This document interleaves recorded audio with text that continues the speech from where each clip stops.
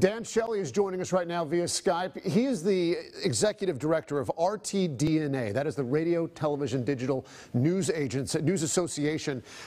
Dan, thanks so much for being with us. I know that a lot of people at your organization, including yourself, very concerned about what we saw at the White House this past week with what happened with CNN's Jim Acosta, having his hard pass taken away after some challenging questions towards the president. And then, of course, it went from there. First of all, just your general thoughts about what we've seen so far.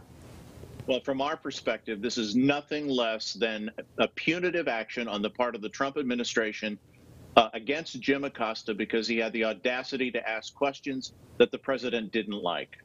I think a lot of times people look at this, and it might be the president's supporters or others who say, listen, reporters should be allowed to ask questions, but Acosta has been a constant thorn in the side. He's always pushing. His tone is aggressive and controversial. Shouldn't the Trump administration have the ability to manage a reporter like that? How do you respond to that?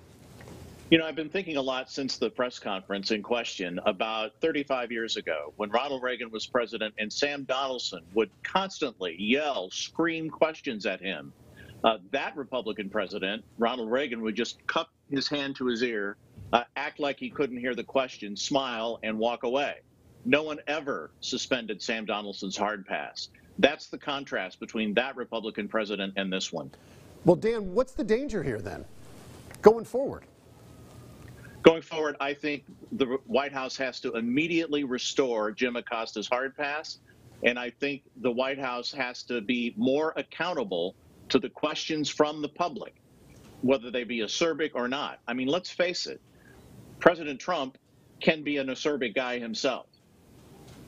Yes, that is absolutely true. He says that he is the most open with the press that we've seen in the White House of all time. He said that this week. Is there any truth to that, in your opinion? You know, it's interesting. You talk to White House reporters and they say they do have more access to President Trump. They do have more access to his administration than certainly they did the Obama administration. The question here is the president's constant demonization, not just of Jim Acosta, but the entire fourth estate. This whole enemy of the American people business is bad for democracy. Dan Shelley is the executive director of RTDNA. They deal a lot with media ethics and journalism standards. Dan, we appreciate the time here today. Thank you very much. Thank you.